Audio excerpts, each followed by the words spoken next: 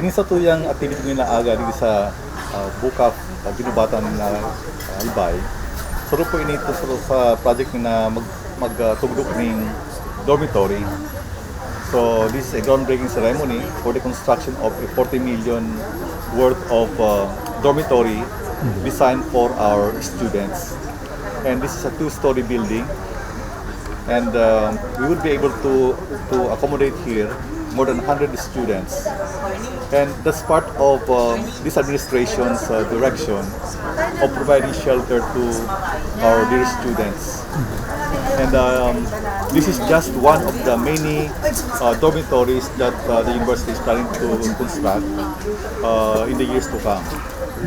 In the main campus, ito na po kitang duwang dormitory sa West Campus, saka naman sa East Campus, ito sa Saro. And for this one, we have BUCAF, and hopefully next year, itong samuyang proposal to construct one more dormitory, ma-approve po. Kaya po ini, pinag-propose ko ni sa GAATA, and it was endorsed by the DBM. So yan po ang satuyang source of funding for this project. Iba pong kuyan, maybe modest amount of fee na i-collect sa mga estudyante for the maintenance of the building.